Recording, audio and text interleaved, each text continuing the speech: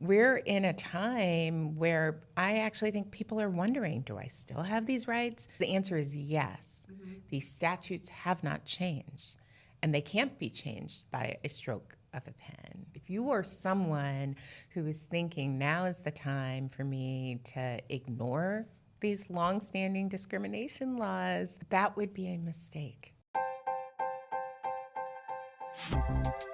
I'm Sally Christensen, the founder and CEO of Argent, a women's workwear brand.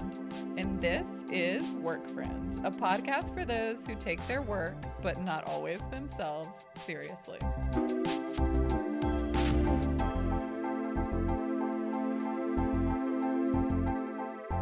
Work Friends. Today on Work Friends, I'm joined by Fatima Goss Graves. Fatima is the president and CEO of the National Women's Law Center. A staunch champion for women and girls, Fatima has led a career that's focused on anti-discrimination work and ensuring that all people are treated equally, especially where the law is concerned. This includes reproductive rights, education access, as well as helping to create safe workplaces free of harassment. She is an inspiration, and I'm so excited to have her join me. Now on Work Friends, Fatima Goss Graves. Fatima, welcome. Hi. Welcome to Work Friends. I'm so glad to be here. I'm very excited to have you here. As you know, I'm a big fan and admirer of your work. It is critical now more than ever, and we're going to talk about all of it. But first, we're going to just start with a real easy icebreaker, or not easy, mixed reviews. Okay, so before we get into your story, I want to hear about your biggest oh no moment this week. What's gone absolutely sideways, and how did you handle it? So I got to tell you, I've had a lot of things go sideways, but the thing that probably almost took me out this week is, it's fall in D.C. basically. And in D.C., this time of year, you never know when it's going to rain. Yep. And I have lived in D.C. for over 25 years. I should understand that I need to be prepared, but I made the big unwise decision to walk out of my house right as the skies opened with no umbrella. I was sopping wet with clothes sticking to me by the time I arrived at my next location. So I literally in my head was like, oh no. That's a good one. And so it wasn't work. It wasn't the political environment in which I do my work. It was literally the fact that I forgot my umbrella that changed my day. Were you just starting your day too?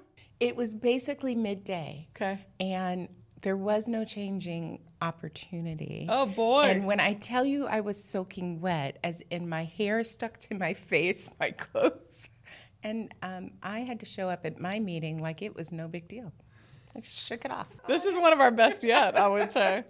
Okay, I am excited to chat because we've known each other for a while, but I don't actually know some of the particulars of your upbringing and your story. So I want to start at the beginning. You grew up in Oakland, correct? Yeah, I grew up mostly in Oakland, California, a couple times in other states, but yeah, I'm from the Bay. You know, I spent a lot of time in the Bay Area. We lived there for 7 years. Oh, it's beautiful there. It's really special. Yeah. What was the environment like when you grew up there? I mean, that was like the 90s and late 80s that It's I changed a was lot. there. So it has changed so Yeah. much. It was pre-explosion of tech in the same way. So my memory of growing up there is sort of the legacy of activism in Oakland. It really has its own culture, whether it's music, the way people show up at the lake, all of those things. And I grew up with family and friends who were like family, who were deeply close and deeply supportive. And I've always sought that same type of community in my adult life as well. Yeah, I love that. It's funny, I didn't know a lot about the Bay Area when I moved there, and I don't think people understand that it's such a sprawl. Like, there are two major cities, San Francisco, San Jose. Oakland's also a big city, and you've got a strip of land, on either side of the bay separating the two. Yeah, and there's sort of the different cultures sometimes. Like, yes, East Bay can be and feel very different from South Bay. Or from the peninsula. Yeah, totally. The yes. Yeah. Yeah, the city, which is San Francisco. Yeah, but it's like it's its whole. There are a lot of subcultures within the Bay Area. Okay, so family history. It's your family history is remarkable. Your father and extended family were personally involved in desegregating the schools in Knoxville, Tennessee. Yeah, that's right. What year was that, and what role did they play in the desegregation? Yeah, my father and his siblings were the plaintiffs. The case is called Goss versus Board of Education. It was a part of the series of cases that were brought by the NAACP and by the Legal Defense Fund to actually make Brown's promise real, to make sure when the Supreme Court said desegregate schools, that local communities actually did that. And what you saw at that time is a lot of resistance, school districts trying to avoid actually integrating their schools. And so the question in that case was whether my dad, whether his siblings could go to the school that was closer to them, but that had been historically white and under segregation, or whether they had to go to the all-black school. And we were successful. The decision did not come down, though, until my dad was a senior in high school. And so he chose to stay. His younger siblings went on to the integrated school. But the lesson I always learned, when you hear those types of family stories, is really a lesson about what it took for them as a family to fight, what it took for them to be willing to have the courage to do that sort of thing, to take that on. Part of the reason they felt like they were able to do it is my grandfather, my father's father, was a barber. And he had his own business on the black side of town. His customers were black. The risk our family was taking economically was going to be different. That doesn't mean that there weren't other worries, risks of violence. But I grew up learning about that story. I really think about it as the reason I wanted to become a lawyer in the first place. Yeah, I mean, learning that story and seeing your career, it certainly makes sense, or it explains the path that you pursued. What years was this? So the decision finally came out in 1963. Wow. But cases take a long time. So I think they first started the litigation in the late 50s. Brown versus Board came out in 1954. And so in some ways, I feel like, how lucky am I that my parents are alive and able to tell this story to my teenagers. Yeah. But it is such a giant reminder that sort of entrenched discrimination and segregation and violence towards Black people, that wasn't like somebody else's life who I don't know. That's my father. Yeah. That's his family. Yes. That's our family. Yes. And how was it discussed in your home? Were there any regrets? Because I imagine you pursue a decision like that boldly and you anticipate some repercussions, but you can't prepare yourself for what's to come. And then looking back on it, I also think, we sometimes forget the pain that we're enduring when we discuss events like this. So how was it discussed within your household growing up? And given that history, I mean, you've already touched on it, but are you tying that to what do I want to be when I grow up, and like what sorts of examples was this setting career-wise? Yeah, I mean, it was discussed as a giant source of pride. Yeah, great. Yeah, but also responsibility. Yeah. My parents would tell us this story as a reminder that our lives, they had to be much bigger than just about ourselves. You had to think about your community and your people in this country. And those conversations, I don't remember not having those conversations. Those are conversations that started very early in our house. And in hearing this story, I thought about the courage of our family and the responsibility, but I also was like, who are those awesome lawyers? I think I want to be one of those people. And when I thought about the role of a lawyer, it was someone who could take on causes and fight for what's right and have these really powerful tools to achieve good in the world. So, I became the first lawyer in my extended family. There have been lots that have followed since. But I have to believe that part of that is this legacy, that we were a family that participated in the law, doing that courageous work. And I think about that with, the National Women's Law Center's clients all the time. Like, it is a giant courageous act to be willing to take on something that is unfair, that is unjust, especially when you're doing it not just for yourself, especially when you know that you're kind of fighting for a lot of other people who can't.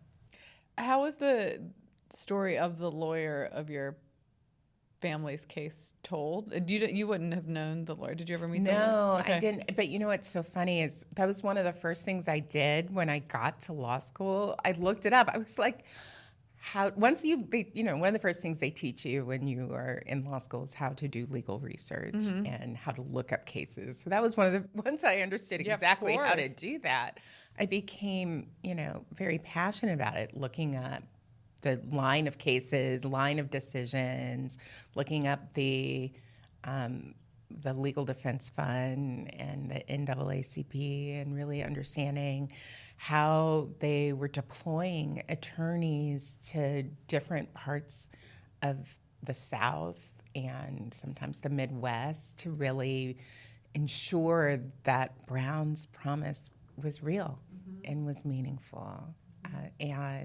Usually what happens is that there are the attorneys that come in, but there's a lot of local organizing that happens. And the NAACP was very strong and was organizing in Knoxville. And that's what you end up doing, right? You meet families, you meet business owners. You really try to see who might be right for these types of cases and who might be able. My father also had a really big family. I still believe that's probably one of the reasons they decided to do that. There were 7 kids across 20 years. And you would always have a plaintiff. There was always another one coming behind. Okay, you mentioned school. So obviously, like from a young age, you're thinking law. You ended up going to UCLA undergrad, Yale Law School. What was the experience like in law school, and were you immediately enamored by the work? Was it what you anticipated? I mean, you have the personal tie-in, so I think that helps. If I'm being super honest, when I first showed up at law school at Yale, I felt very isolated, and I was like, how did I get here? Do I belong here? I had to overcome talk through a that. lot. Yes, talk through that. I think as first generation lawyer, as one of the few Black students at the time, and it felt like a lot of people came in almost knowing a secret language that I had no idea what people were talking about. And so it took really finding community and having a lot of support while I was there to find my way, to sort of figure out what is it that I need to be doing right now. When everyone came back from one of our breaks and started applying for clerkships, I was like, how does everyone know to apply for clerkships? What are they doing?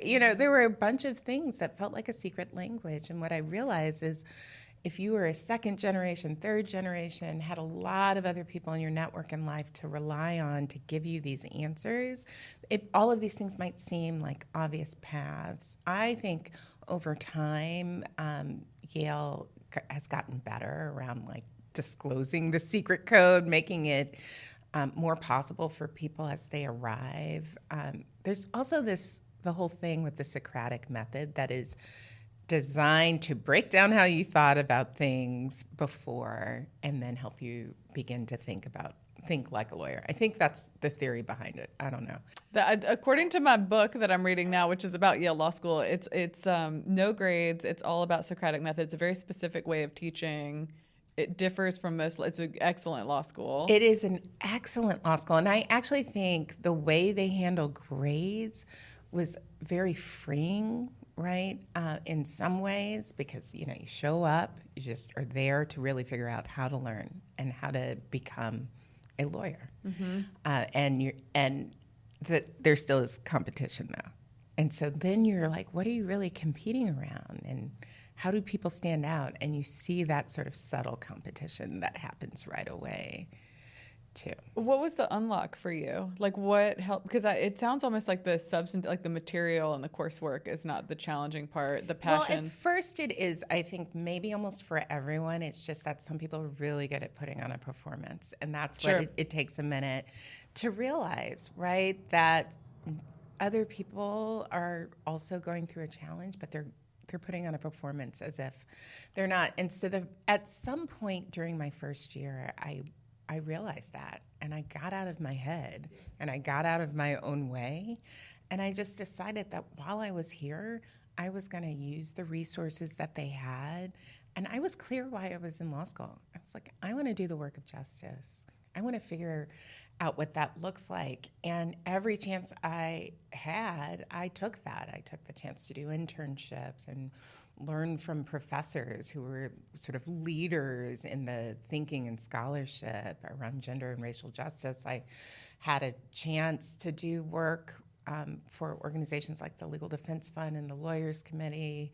I had a chance to actually really, as my daytime every day, wake up and think about what it would look like to be an attorney fighting for justice. Mm-hmm.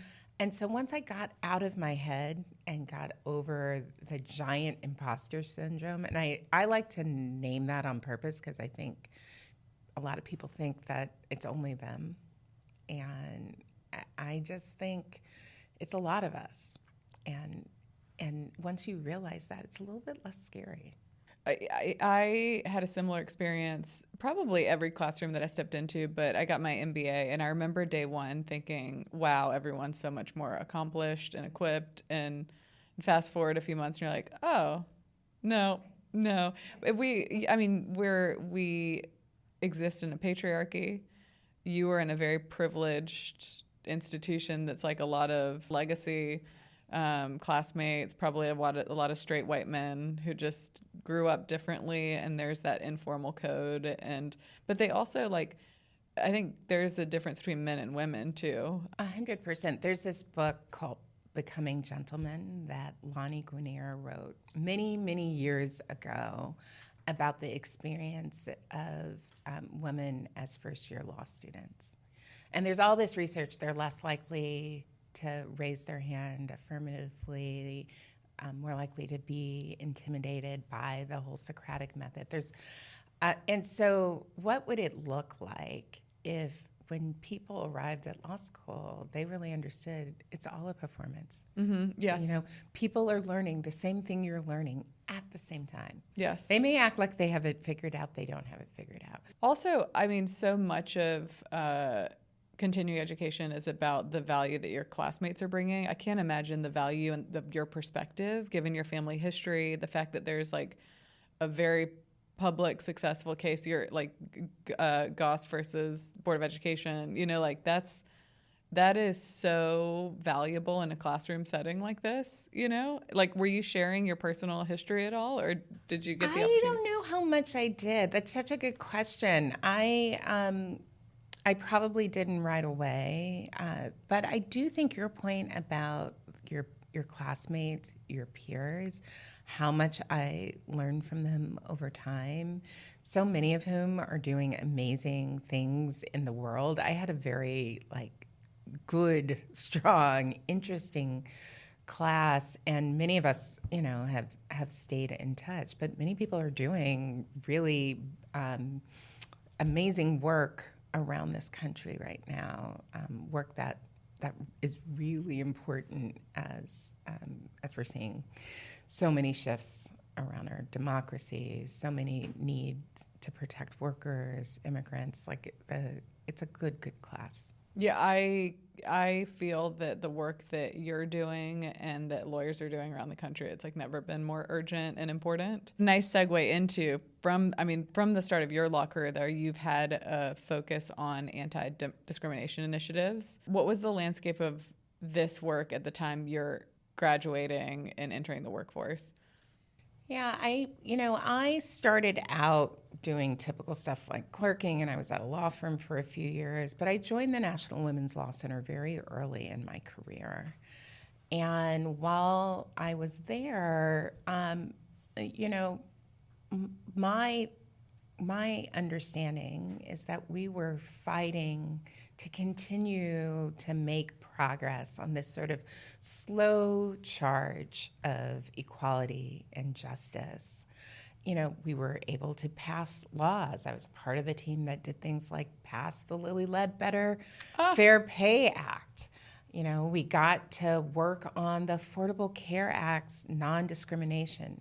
For the first time in history, under the Affordable Care Act, there is a ban on sex discrimination in healthcare. Many people don't know that wasn't in place before that.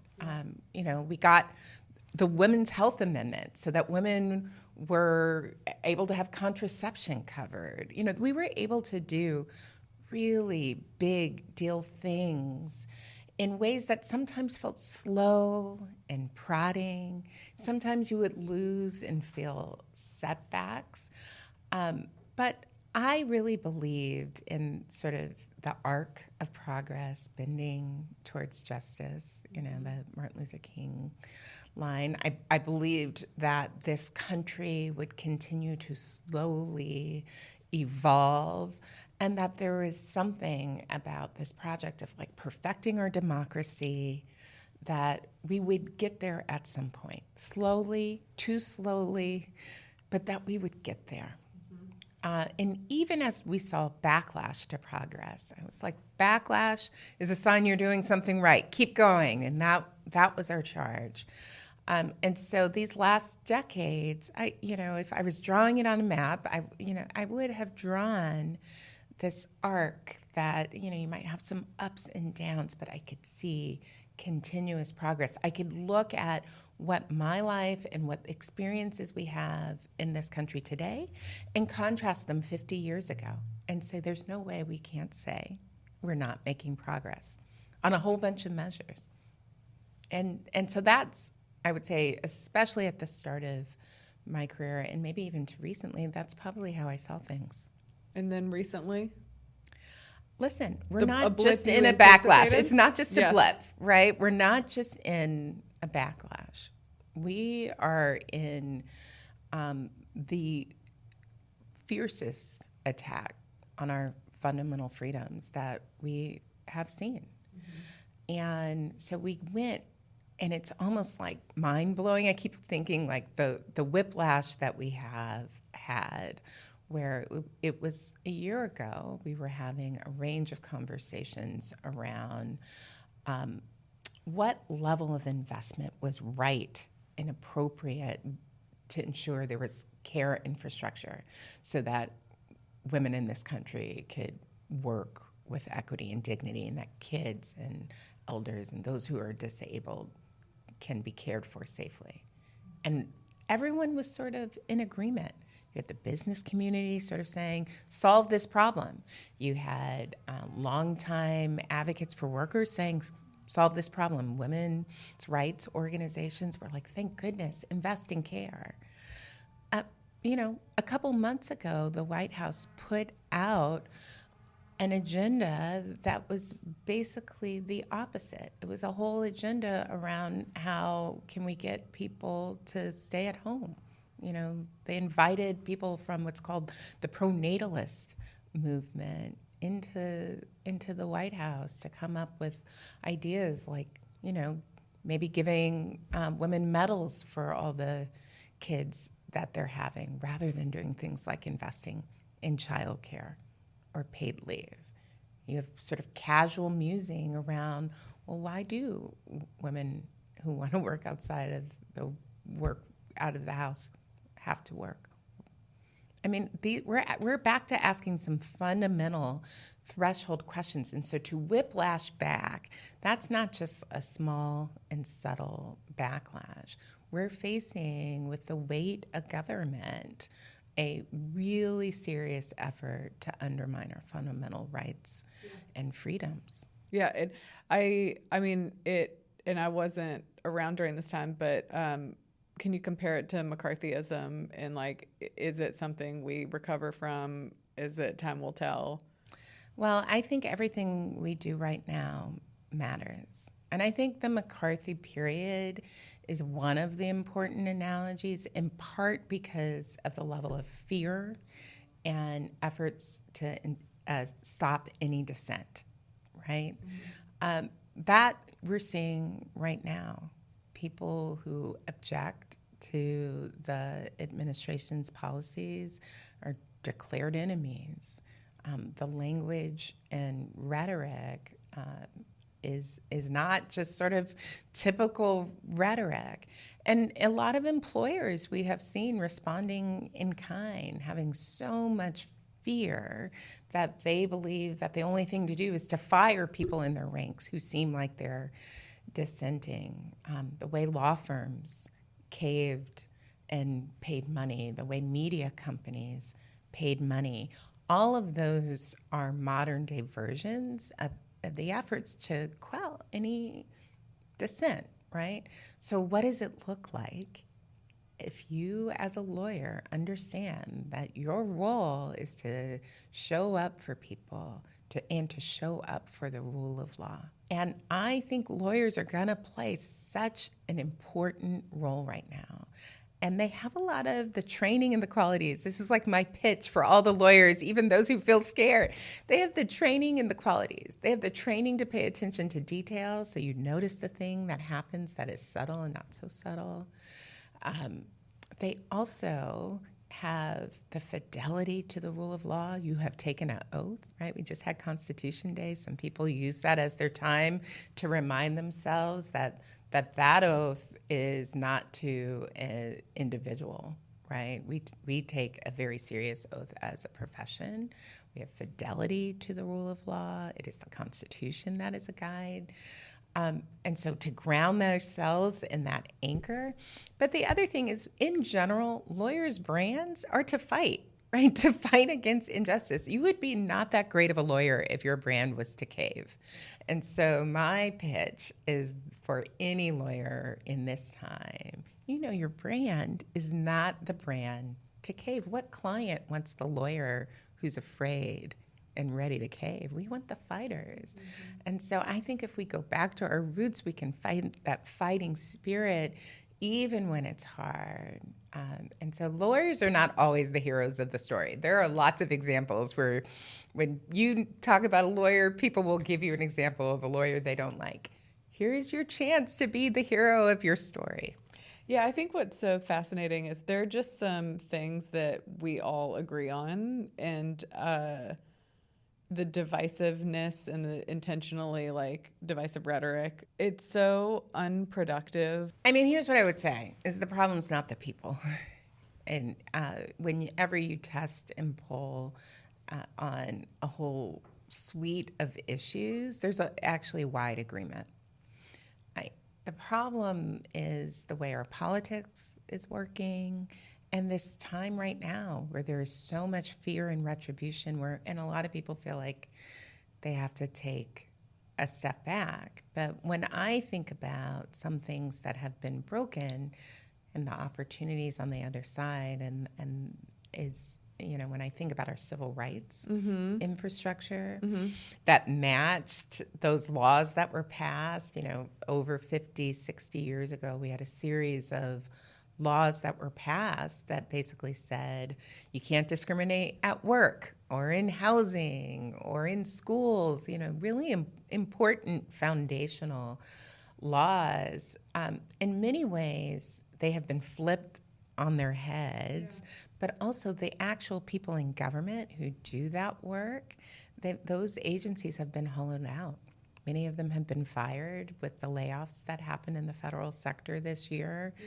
And so we're in a time where I actually think people are wondering, do I still have these rights? Do I still have these laws? And that's, again, where the private bar can come in, because the answer is yes. These statutes have not changed, and they can't be changed by a stroke of a pen. And so if you are a school or if you are an employer, or if you are a landlord, or if you are someone who is thinking now is the time for me to ignore these longstanding discrimination laws, that would be a mistake. This time of year, we all have a holiday something to look forward to and to dress for. Argent's new arrivals bring the season to life with styles that meet the moment. Luxe satin and velvet are perfect for those 3 or 4 parties you've already RSVP'd to, and premium knitwear is the cozy, chic answer to holidays at home or on the road. As always, Argent's Italian wool suiting ties the season together, whether the day calls for a sleek blazer or a full power suit for toasting to a job well done. Explore what Argent has in store at argentwork.com. From all of us here at Argent, happy holidays. I want to go back a step because what we didn't talk about and what there is a reputation around, like law school intense, but coming out of law school and during law school, your clerkships, et cetera, it's known for like having to put in incredibly long hours and do a lot of hard work to sort of, earn your position as now the CEO of the Women's Law Center and president of the Women's Law Center. But talk to me about the step from law school to where you are now. Yeah. So, the first thing I should say is I did start out, doing the clerkship, and I clerked for an amazing judge, Judge Diane Wood, who's formerly of the Seventh Circuit in Chicago. And so how lucky was I to have as my first real boss someone who is such a leader and mentor.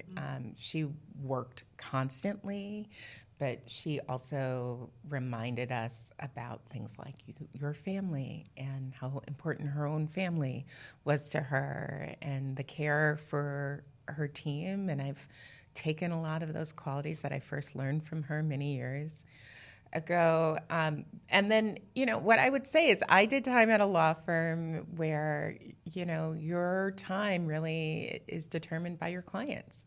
And so that means that you may wake up and find yourselves on a plane somewhere that you didn't expect to be, or very late nights. And I had tremendous things that I learned while I was there, but it wasn't my heart work. And I realized heart. Yeah, it wasn't not hard. It wasn't my yeah.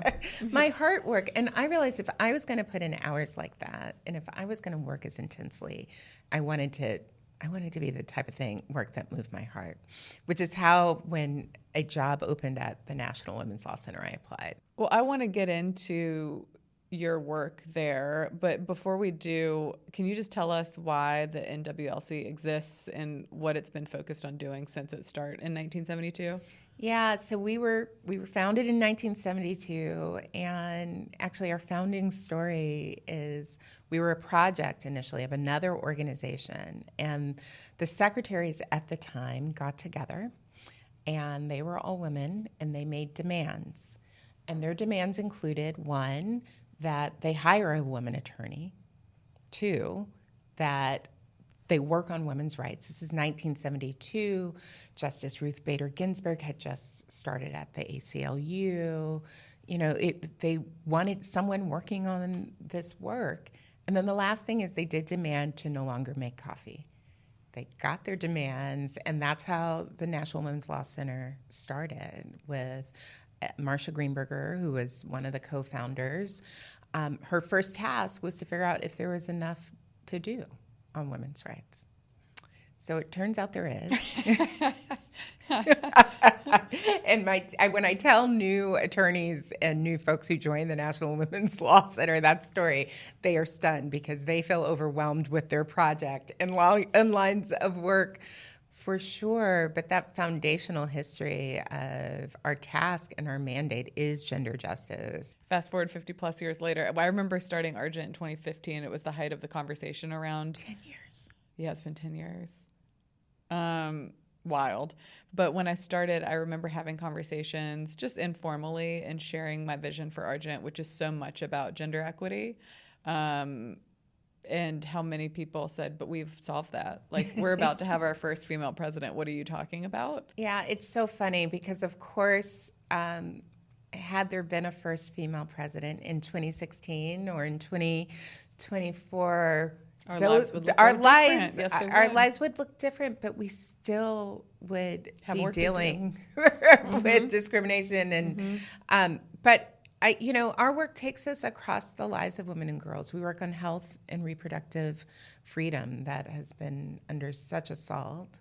We work on education and workplace justice, ensuring students can be supported at school and that workers can work with safety and dignity. We work on childcare and the care economy and other income security programs that ensure that families can thrive. And achieving all of those things is really core to us having a sound democracy. And so we work on our very democracy and things like the courts and the rule of law. So you stepped into, well, I mean, at the National Women's Law Center in general, but you stepped into the president and CEO role, which I mentioned in 2017. But just during your time there, what are some of your proudest achievements? I mean, I've had so many incredible moments.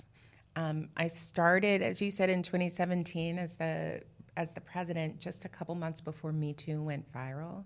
One of my proudest moments is the way we were able to come together with folks in entertainment and in the business community and activists and labor and co-found the Time's Up Legal Defense Fund, which the National Women's Law Center still houses and runs. We've helped thousands of survivors in that time, showing up with legal support and storytelling assistance. That was one of my proudest early moments. I also was really, really proud the way that the National Women's Law Center showed up during the pandemic.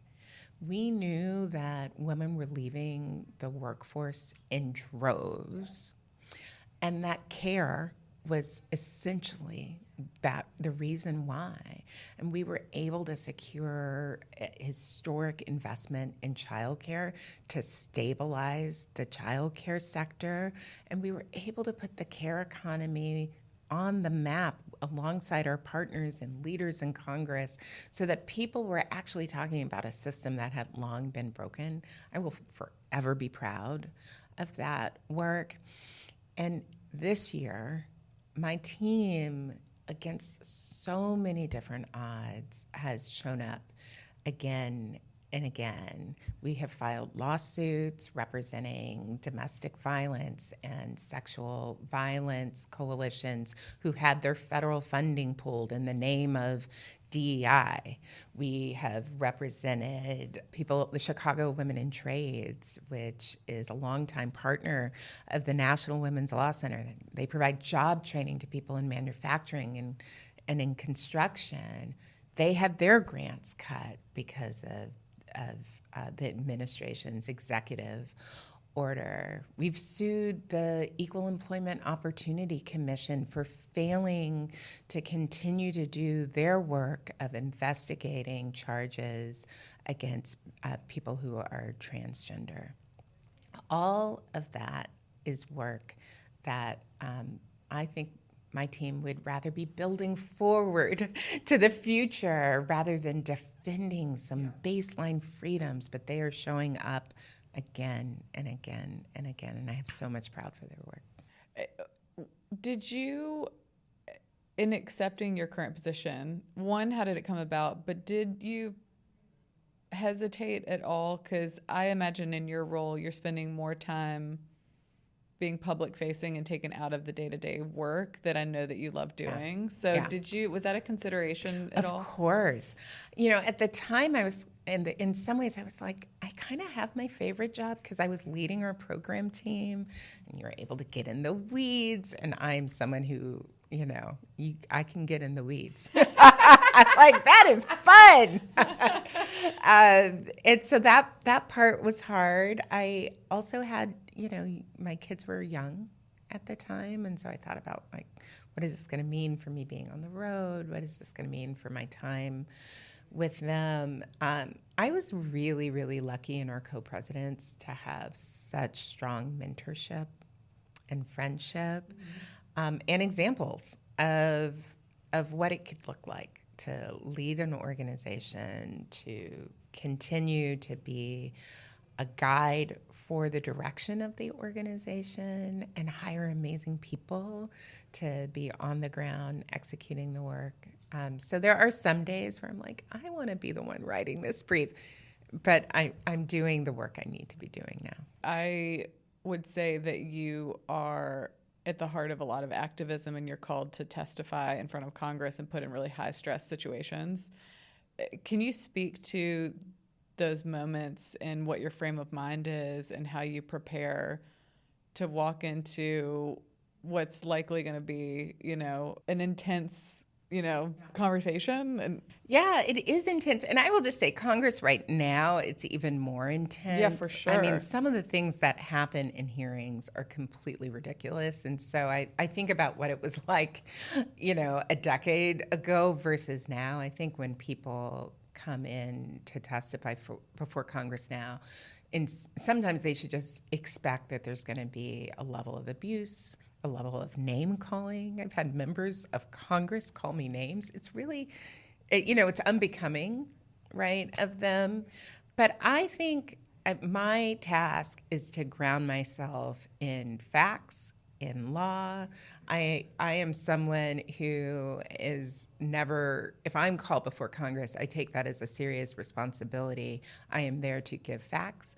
I am there to give stories. I am there to bring our experience, and I will never be brought down to the level that you sometimes see happen there. Because it's not a reality TV show. Like but it somehow become, unfortunately, sometimes can have a Real Housewives quality, and I love Real Housewives. I really love Real Housewives, but I just don't think that Real Housewives doesn't think of itself as Congress.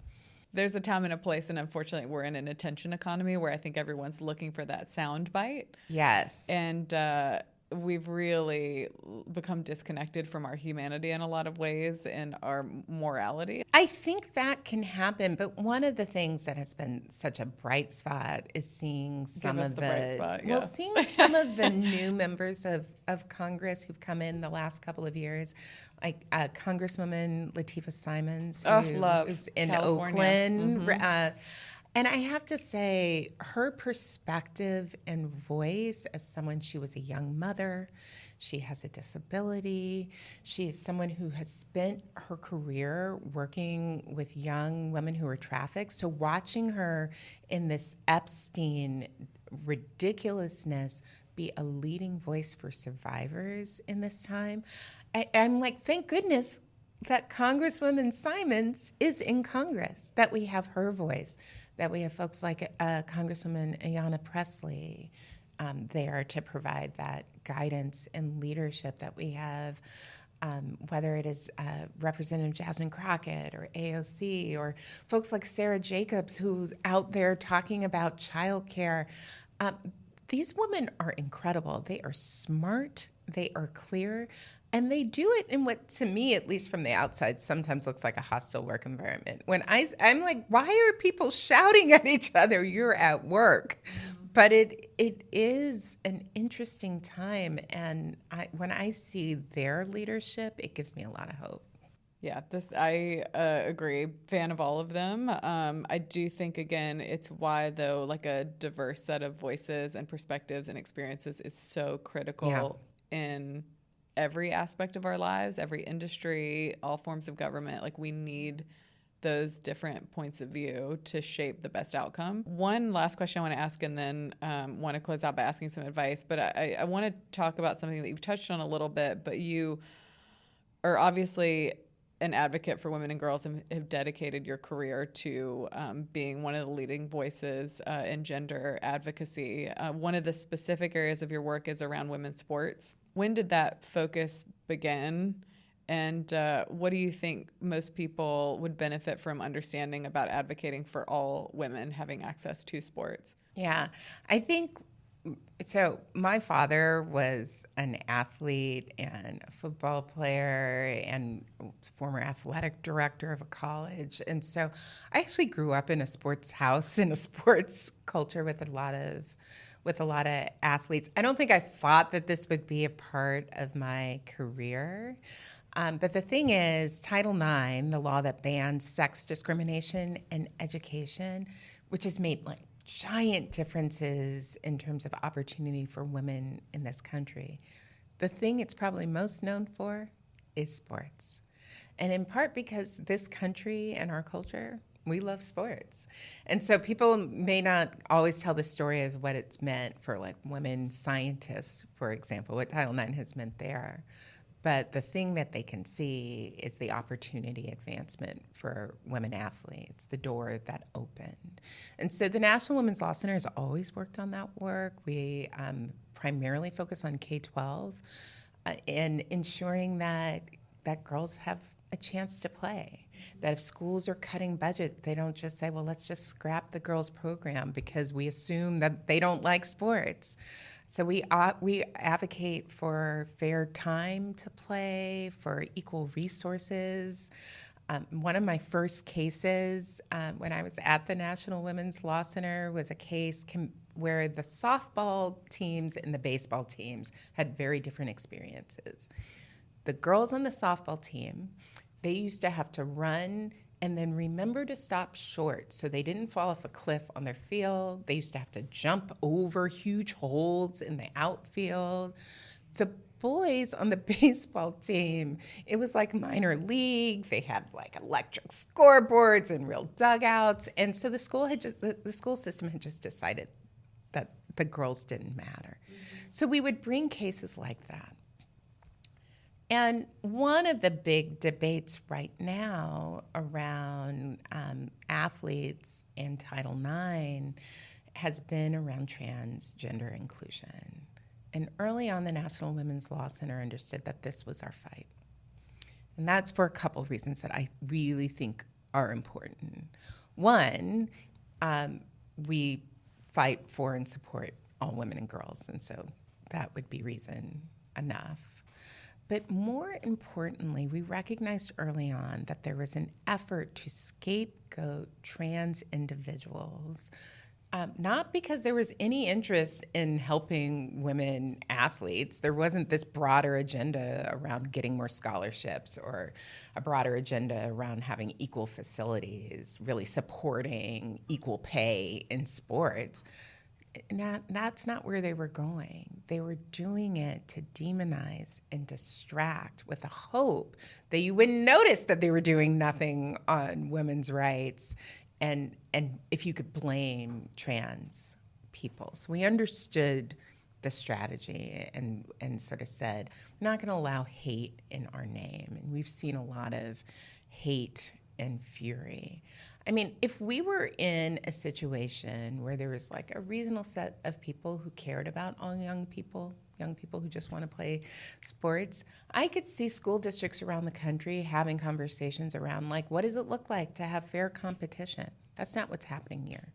What's happening around the country is states are racing ahead, and now the federal government, to ban trans girls from sports, even if they don't know if any trans people are playing sports. Yeah. In some states, they couldn't even find a trans person to ban, but they whipped everybody up. So whenever I see something like that, I always want to remember, what side of history do I want to be on? Do I want to be on the side of history where the whole weight of government was bullying a single child? Or do I want to be on the side of history that's really trying to figure out how we have freedom and justice and dignity for all? And it's clear to me. Yeah, I think there is such an obvious right side of history right now for women and girls and childcare, and there's so much research done around how much better it is for women to participate in our economy. Not that they have to, and that's the expectation by any means. We should support moms, and being a full-time mom, and I know this based on my part-time experience, is the hardest job in the world. It is undeniable, and if that's the path you choose and want to choose and have the opportunity to pursue, great. But I think that it's proven that if women participate, we're adding so much value to our GDP and to our economy.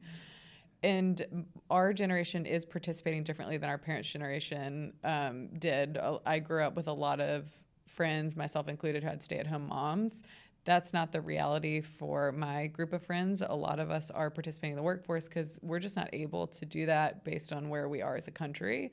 And then figuring out how to solve our childcare crisis. And sports is an obvious tie into me, and I love sports. So like I subscribe to the American way and can consume any sport, but I grew up playing sports. And What was your sport? volleyball would be my sport. But I remember watching like a Diana Taurasi play in the WNBA. I remember watching Michael Jordan play, and there are just some skills that you develop. And again, this is also proven out, 90+% of C-suite women played sports. But there are so many skills that you develop and learn from participating. And so it has nothing to do with, oh, I'm going to be in the Olympics. It has everything to do with how do we give equal opportunity to women at every aspect of life. And Yeah, it's leadership, it's teamwork, it's decision making, it's rebounding, resilience. I mean, we had a rule in our house that everyone had to play a sport, even if you weren't good. One of my sisters was not good at sports. So, yes, she probably has lots of stories about how that wasn't a good rule. I think it's a great rule because of all those lessons. And I think those valuable lessons should be open to everyone. And I think if you were someone who was sitting back and you were thinking, how do I advance women, protect women, defend women? Those have been names of executive orders that are anti-trans that have come out. You would have a very different conversation. You would be talking about what does it look like for working women? How do we ensure that their lives are full and more possible? What are the policy choices we make that make it harder or easier for families? We could talk about things like paid leave. The Family Act was just introduced. We could talk about childcare. We could talk about workplace protections, fair schedules. That's how I would know that these were serious conversations designed to actually advance the experiences of women in this country. Yeah, I think the interconnectedness of it all is undeniable. And I understand the challenge that you're faced with right now because it's having to go on defense at a time where it's much more fun to dream up what, the best case and future state could look like. And it's that balance. And so, I'm very in awe of the work that you show up and do every day. I think that it's so important. I think that you are, you just represent like a very critical component of the gender cause. So thank you.